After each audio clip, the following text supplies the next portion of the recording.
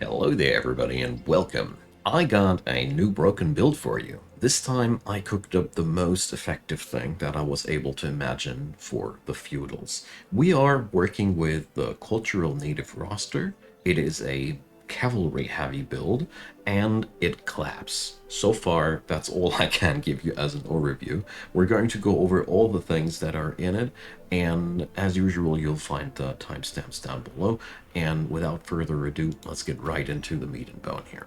So we're going to go over cultural and body and mind traits first. So here I went for the typical runesmith start because, we are unit enchanters. If I want to min-max, unit enchantments are a must-have because currently they are the most broken thing in the game. So we're abusing it as hard as possible. I think you could divert from this one, but I really see so much benefit out of that, especially due to the reduced knowledge costs. Feel free to disagree. Chosen Uniters is what I personally love to play with the feudals because when I have that expansionistic playstyle, it's amazing to have that extra income from vassals as well. And since this build utilizes a little bit of shadow as well, you have a lot of Whispering Stone action going on. So it's one I really like to play, but this is a trade where I feel like, yeah, feel free to divert here from the path. It's not a must-have. So body and mind traits. The wolf mounts are a must-have. They are what basically makes this build go crazy due to the pack hunter passive ability. 20% more damage for melees for every adjacent unit with pack hunter.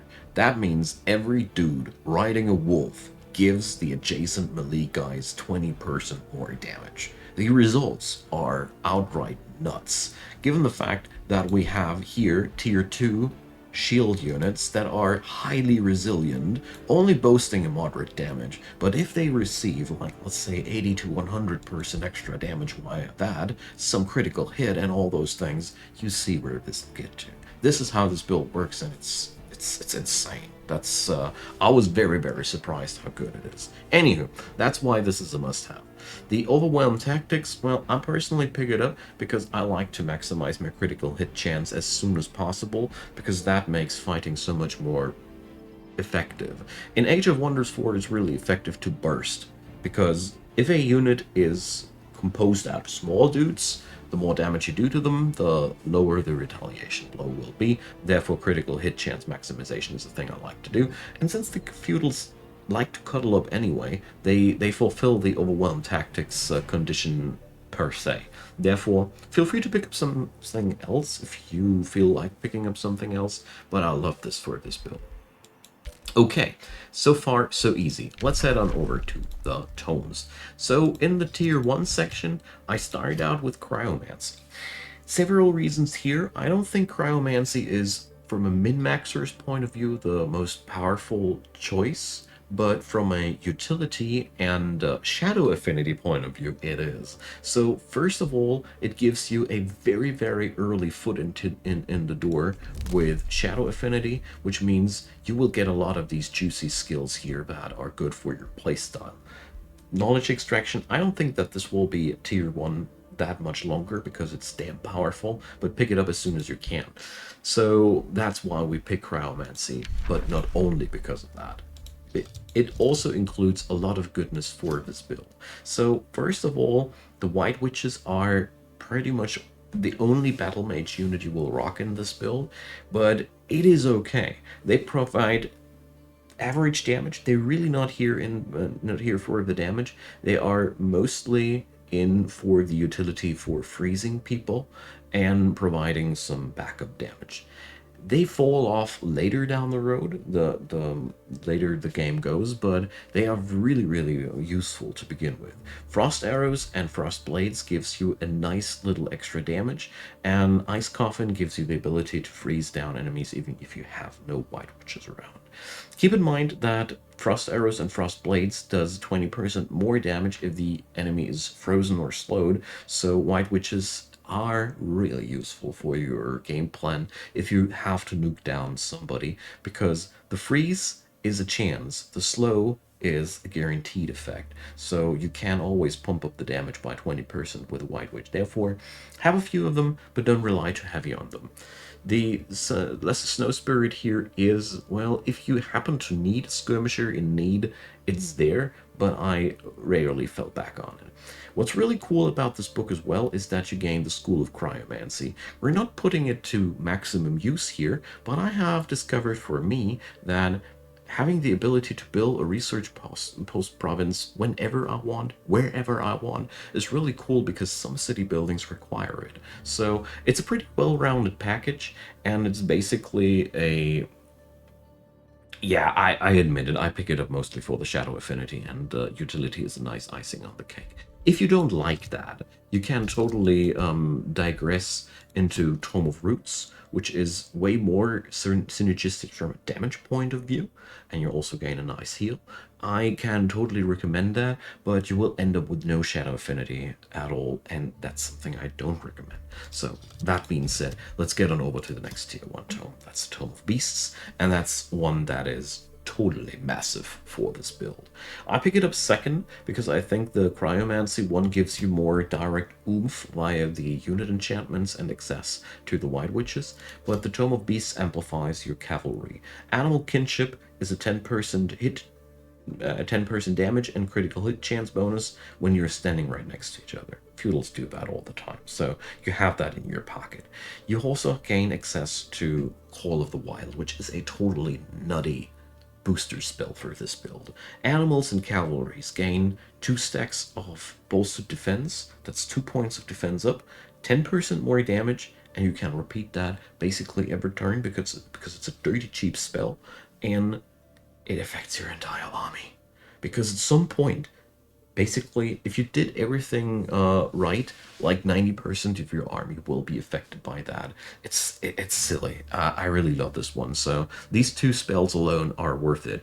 The Wild Speaker gives you a nice little throwaway unit to work with. You can also boost your animal units via Unleash the Beast. Sadly, their Poison Blast doesn't inflict any conditions, so the good point about the Wild Speakers is they are also riding wolves, so if they are next to a melee unit, bam, 20% extra damage to that guy. Also, if they defend, they give extra magic resistance, so really useful throughout all the stages of the game, because throwaway units never grow old. Unleash the Beast can be always useful if you have any animals summon, and yeah, I really like that one. Pack Leader, pick it up, because 10% more critical hit for your cavalry and animals, and the flanker trade, dealing again more damage when flanking. Amazing stuff. Since support heroes work for this build extremely well, I highly recommend to pick this up as quick as possible. The other spells here, Wild Animal, well, it's okay if you have to refill your army slots, but we're no animal build. We're a cavalry build, so really only use that if you have to, because you will end up with units that are not too synergistic for your strategy. And Marcus Prey, yep, you can soften up targets with that, but, well, that's pretty much it. I personally see Call of the Wild as the bigger player in this build. Tier 2, Tome of the Glades. Well, it's a common sight, isn't it? But it's so good for this build. So Aspect of the Root gives your shield units the ability to heal themselves, which makes them pretty much an autonomous army by themselves. They have high amounts of damage, they boost themselves when they're standing next to each other, they can heal themselves when they're in danger, and it's just so good. That spell alone is practically worth the book. But we also get to upgrade our tier 1 archers with fancy mounted tier 3 archers. While ranged damage is really only our secondary sales point, this buffs up the damage of your melee units again, so they are really good at standing in formation with the other dudes. This synergizes well with your bannermen. Therefore, well, it's just great to have these guys. Also, Tracker's Mark happens to be another softener for hard targets, which is extremely good for this build as well. Leaf Skin comes as a nice icing on the cake. Magic resistance is always nice to pick up, and Create Forest and Entwined Protector are really not that important about this one. Forest Warden is a little bit too situational for my taste, but if you happen to fight around forest areas a lot, I guess it is worth it, because there's a lot of bang for your buck here, but I personally prefer other things. Sacred Meadow, well, I'm not a big fan here. It's nothing too special. It's just not, most of the time, not worth my turns. I personally think. Maybe I'm wrong. So, Tome of Amplification, the good old player here. Yeah, you see this combo of tier 2 tomes in my OP builds a lot because the Amplification tome is probably one of the most overloaded tomes in the game currently. It's even useful for this one, even if we're not rocking ranged combat as our main sales point. How so, you might ask yourself? That's Astral Blood.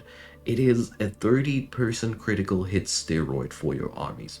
After 3 turns, of course, but since we are basically trying to keep Call of the Wild up every freaking turn, the synergy here is massive. Also, amplified arrows turns your unimpressive archers into solid damage dealers. They're still not crazy like high culture archers or stuff like that, but you really notice the difference once you have that up and running. And frenzying focus, it turns your absolutely useless white witch damage dealers into something that can still have its uses later down the road, and your supporters also gain some strengthening stacks. In all honesty, it's the least interesting point here, but it still has its uses. And Amplify Minds is never a bad city spell. Considering the fact that we're playing nature, we have lots of sources for positive city stability, so you can totally play that. And I am a big fan of the resonance fields. This build can build its conduit and its research post for every city, no matter what the resources are around that. That means you can build all the magic buildings no matter where the city has been built. I like that. This is a very, very good point of freedom. So, Tier 3. Good old Tome of Vigor. It's a must-have for this one. We are really, really in need for those spells, but mostly it's super growth, which I personally strive for first, because it powers up your game plan by a lot. It just makes you a little bit beefier, but don't underestimate the decreased number of units in formation. I just want to explain what the real benefit here is. If your unit was composed out of 6 dudes first, and now is, let's say, 4, that means if you are down to 1 unit with 6 dudes, you only deal 16% of damage anymore, because, yeah, because it's just 1 part out of 6. 4, it's just you stay at 25%. That means banged up units stay stronger with this one, and you gain some extra bonuses from that. But enough about the nerd talk here. There's other nice stuff here. So greater animal summons, well, you gain the ability to refill your army with powerful stuff if something should go down. It's costly, but it's massive.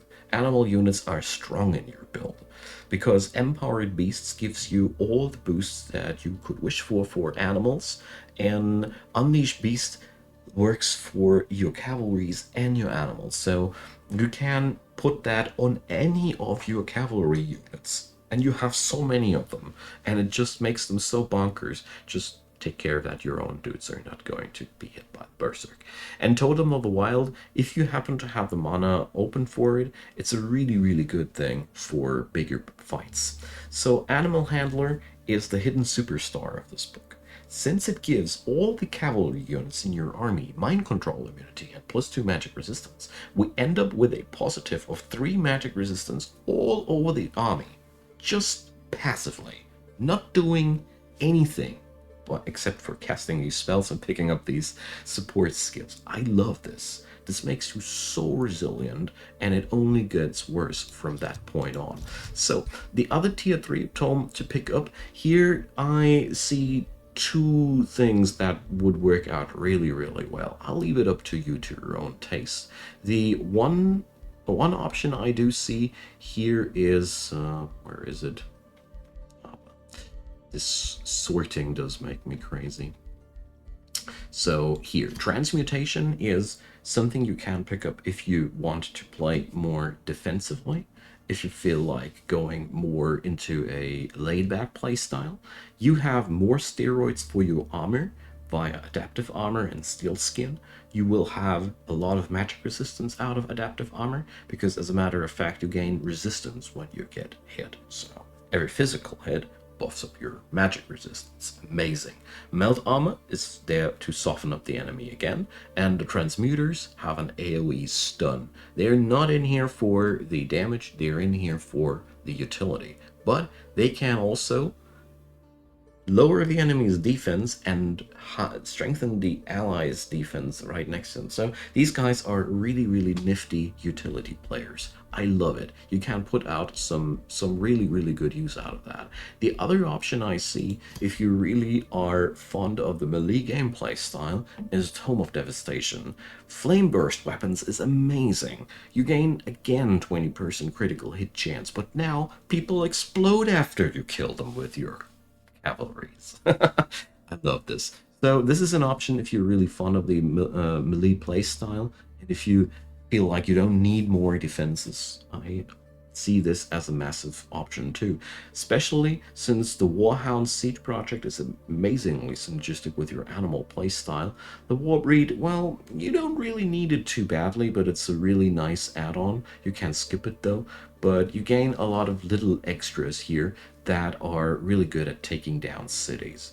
I see this as the book to go to if you want to take down larger amounts of players via city sieges, and transmutation is really good if you just want to be unkillable and roll over the enemy with ease. So tier 4 is a lot easier and straightforward. First off, pick up Tome of Paradise, transform yourself into Gaia's Chosens, and well, what can I say? It's more of the same, and at that point, it's really ridiculous how hard you are to kill. Exhilarating Pollen is just a nice damage steroid, and the other buffs here, I've explained them so many times during the other videos, and they aren't too synergistic with your build, really. Exhilarating Pollen and Gaia's Chosen are the main sales points here, but you gain access to Inspiring Icon, which is really good. We are rockin' support heroes anyways, and Garden of Bliss. I like it for Feudals because Feudals end up with a lot of farm synergy,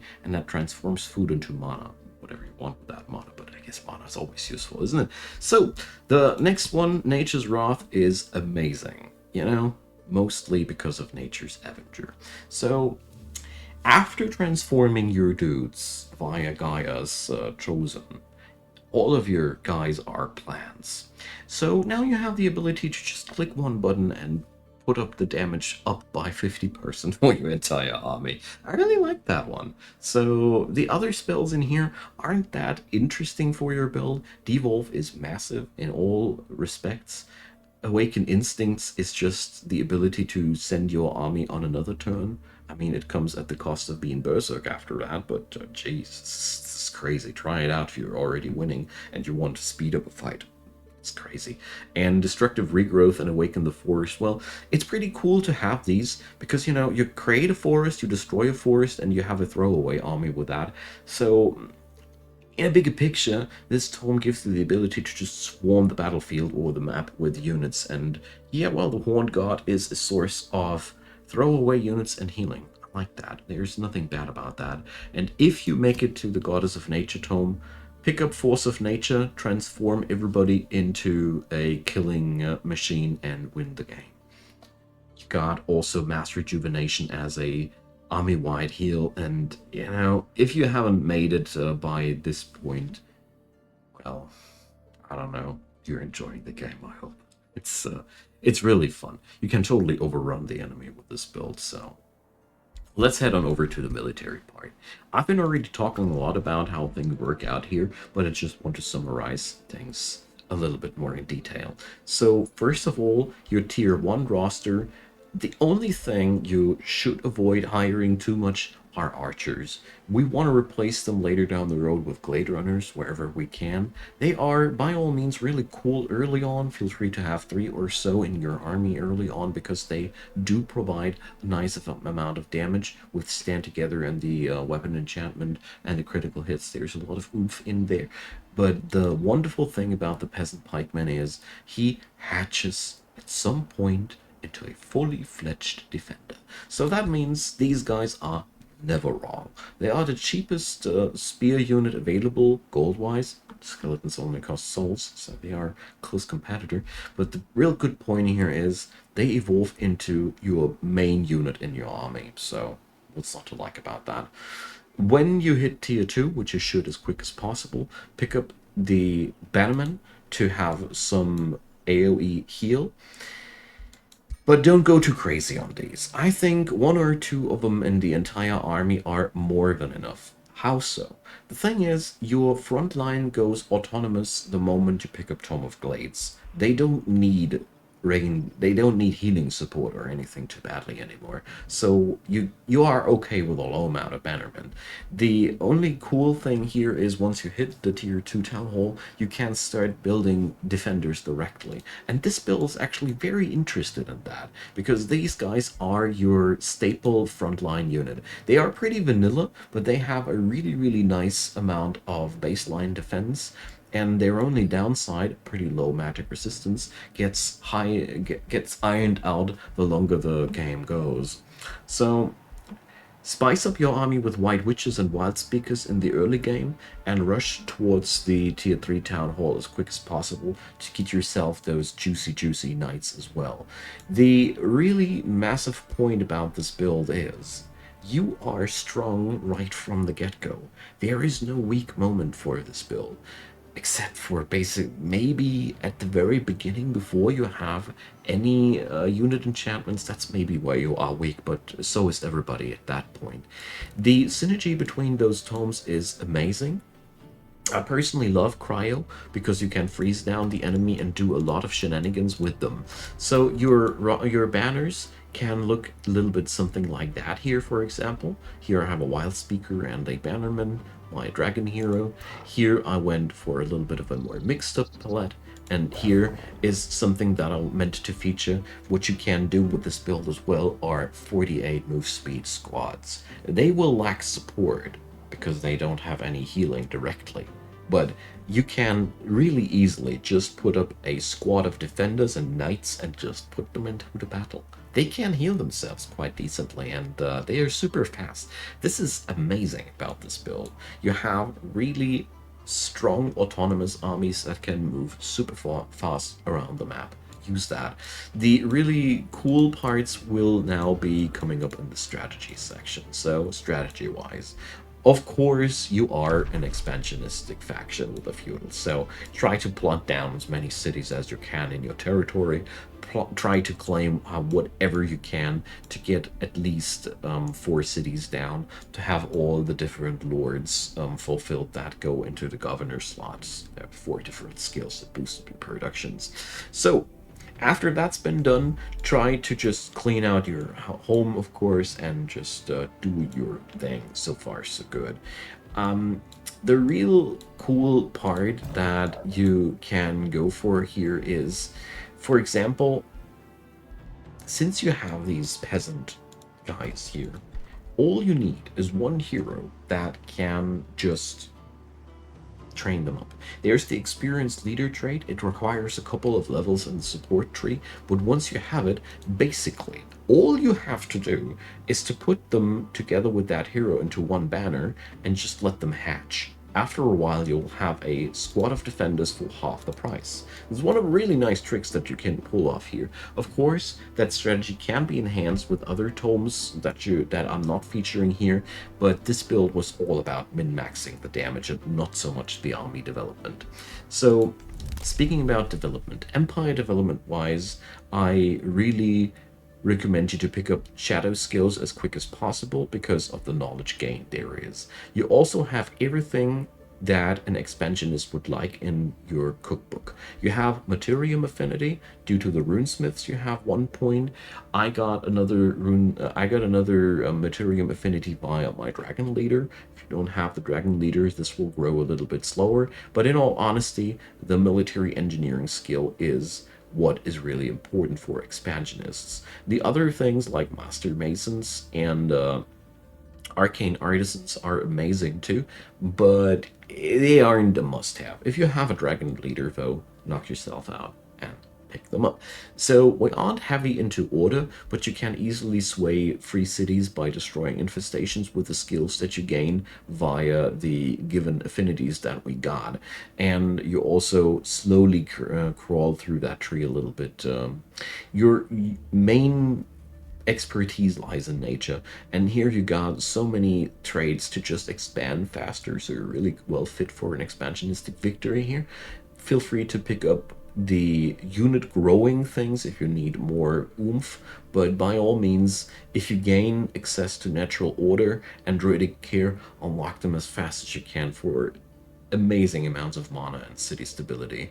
Forest provinces can be easily created with that build if you want to go for that, so there's a lot of different options that you can go for here. The real important part to note about this build is that you can totally easily overrun your enemies with what you're doing there. As you see here, I have a nice economy, a nice army, and I'm just doing my thing here. This has been recorded in brutal difficulty, like I said initially, and the biggest problem was so far running between infestations and all, but combats were always a really, really easy thing so far. I must say, due to the fact that your units can heal themselves up so really, really well, even when the AI sends the stream of doomstacks later down the road, you will have a tremendous resilience. What I do recommend massively, though, for this build is do pick up stuff like mass rejuvenation, pick up the support skills like restore for everybody. Try to gather up as much healing as possible, because that is one thing where this build is a little bit weak at. Backline nuking. If the enemy is capable of backline nuking, this build is a lot weaker. This is also something, if you happen to play against something like that, the backline of this build is the most vulnerable thing. So if you want to mitigate that, you can totally backtrack into tomes and resolve that issue quite easily by just picking up something like the Tome of Faith, unlocking staves of mending, allowing your wild speakers to be untouched healers, and all of your heroes can pick that up, and that already patches up so much of that issue. But yeah, it's up to you how you want to go there. The wonderful thing, if you don't know about it, whenever you get to select a tome, you can always press Show Tome Library and select what kind of tome you want to select. You don't have to pick up the highest level of a tome. Just adding that in for people who don't know yet. So all in all, this is the major weakness here. I went very hard all into a damage heavy playstyle. But the wonderful part here, it works so darn well, because the enemy will have high troubles to get past your defenders with their melee units, and the backline attackers, well, if you play your throwaway units right, the AI will be busy nuking your throwaway units with their ranged attackers instead of your backline.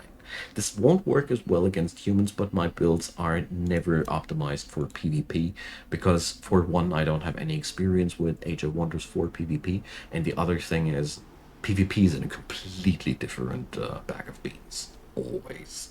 Anywho, try out this build, enjoy it for yourself. These guys are insane, and the only real annoying part here is that you always have to take close care to rack up your units before attacking. You need to cluster them up before attacking for the maximum bonus of that to apply. And before I forget it, if you don't want to get a retaliation blow of the enemy and you don't need to go into the defensive stance, Enfeebling Howl might be weak, but it's always a nice way to weaken the enemy down and just do a little bit of extra damage. Okay, so that's been it. I hope you enjoyed. Consider leaving me a comment. I really, really like to know what you guys think. Leave me a thumbs up or a subscription if you'd like to. I'd be really, really delighted if you did. There's also a playlist link down there below leading to all the other Age of Wonders 4 videos. And if you're still around, I'll give you a little bit of a teaser. I'll do very soon brutal playthrough series for all of my overpowered builds that I have featured here, so you can see them in motion, and we're gonna have some good old fun with that. See you guys next time, and have a good one.